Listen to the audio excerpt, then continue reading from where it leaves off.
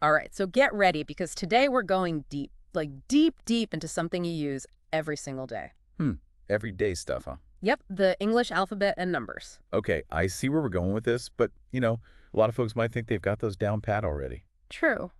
But we're going way beyond just reciting ABCs and 123s here. We've got this guide chock full of tips and exercises. And trust me. I bet there are going to be some surprises in store. Oh, absolutely. Like, did you know the order of the letters wasn't always a sure thing? It could have been totally different. It's wild to think about, right? This alphabet we use every day, it evolved over a really long time. Like we're talking centuries. It picked up things from Phoenician, Greek, even Roman influences.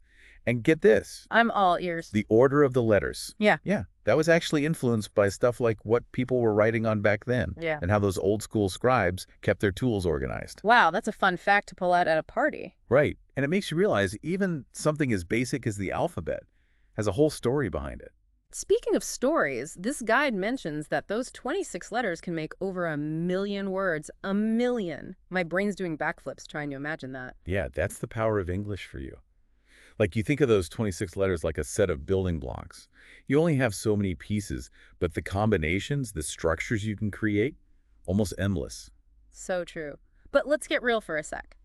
Learning the alphabet, especially for someone tackling English as an adult, can be pretty overwhelming. Oh, totally. It's way more than just singing the ABC song, This guide does a really cool thing, though, by jumping right into pronunciation. which, let's be honest, English pronunciation can be a bit of a wild ride sometimes. No kidding. The guide talks about vowel shifts, and I gotta admit, I'm drawing a blank on what those even are. Don't worry, it's not as complicated as it sounds. Basically, vowel shifts are like how vowel sounds have changed over time in English. Like think about the great vowel shift that happened way back between the 14th and 18th centuries. It's a big reason why English spelling and pronunciation can seem all over the place. Ah, so that's why it feels like the rules don't always apply. So how does this guide say we can handle these pronunciation hurdles? It's got some neat tricks. One is to really focus on the sounds themselves, like being able to hear and pick out the different sounds in English. That's called phonemic awareness. That makes sense. They suggest playing around with minimal pairs. Those are words that sound almost the same, but just one sound is different. Like ship and sheep. Exactly, or bat and pat. It helps you fine-tune your ear to pick up those little differences. I like that. But what about memorizing the alphabet? Any secrets there? Oh, the guide's got you covered. One thing it suggests is connecting each letter with a picture or a word that means something to you personally. Like maybe A makes you think of your absolute favorite animal, or B is the first letter of your hometown. So instead of just drilling it by rote, you're making it personal, adding a bit of your own story to each letter. That's really clever. Right. And then there's the good old-fashioned power of practice. Like write the alphabet, say it out loud, even sing it if you're feeling bold. The more you engage with those letters, the more they'll stick in your brain. Makes total sense. But what about those letters that seem to trip everyone up, like B and D? I still have to think about those sometimes. The classic mix-ups. The guide says to really zero in on what makes each letter different. Like maybe think of B as having a little belly on the left and D as having it on the right. You could even come up with little stories or rhymes, whatever helps. Okay, so we've definitely covered the alphabet, but we haven't even gotten to numbers yet. And trust me, they're just as fascinating, ready to dive into the world of digits. So numbers, they're kind of like the unsung heroes of, well, everything. Okay, I'm intrigued. Tell me more. Well, you know how we were saying the alphabet is like a set of building blocks for words? Numbers are the same deal, but for math. That's true. I guess I always just took numbers for granted. Like 1 + 1 = 2. What else is there to say? More than you might think. For instance, did you know that the concept of zero, like zero as a placeholder, that actually came from ancient India? No way. I always figured 0 had just always been around. Nope, relatively recent invention, all things considered. But it totally changed the game for math. I can imagine. Oh, and speaking of game changers, think about the Arabic numeral system. You know, the one we use today with like 1, 2, 3. That was a huge GE deal for Western civilization. I can see how that would make things a lot easier than Roman numerals or whatever they were using before. Exactly. Calculations got way simpler, which led to all sorts of progress in science and engineering. Even stuff like trade and business got a boost. Wow, suddenly numbers seem a lot more interesting. Right. And this guy dives into some of the cultural stuff around numbers, too.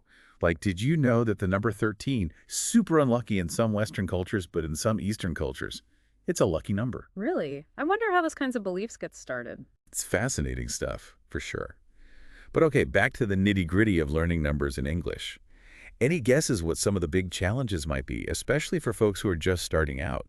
I bet it's tough to just memorize all the number words, especially with English having some weird ones, like why 11 and 12? They don't Yeah. follow the pattern.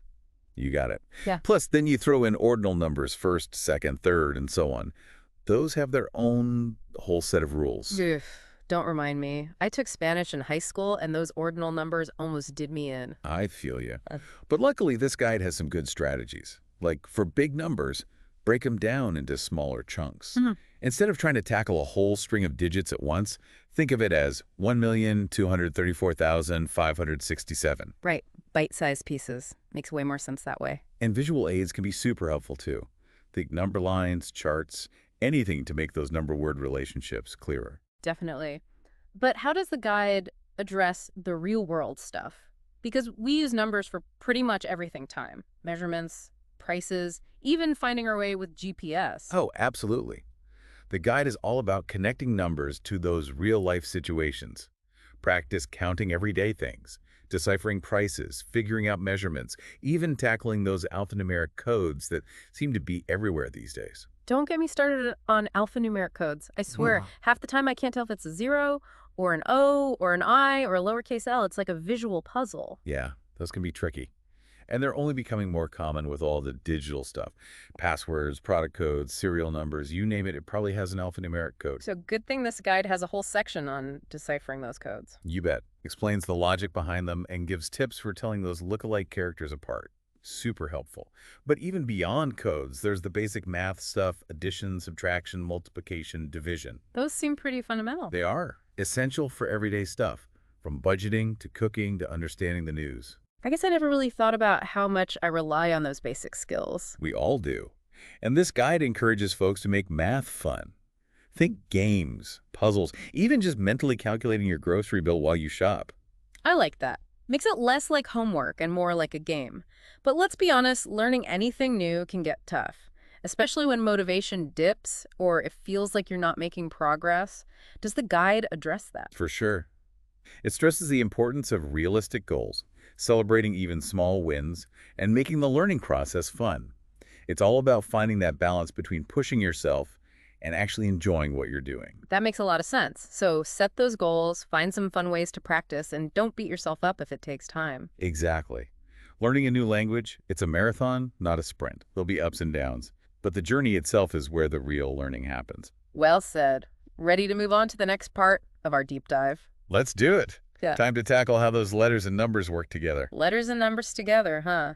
Sounds like a recipe for some serious brain power. Oh yeah, you'd be surprised how much depth there is when you start mixing those two worlds. I'm ready to be surprised. Speaking of mixing, this guide mentions alphanumeric sequences.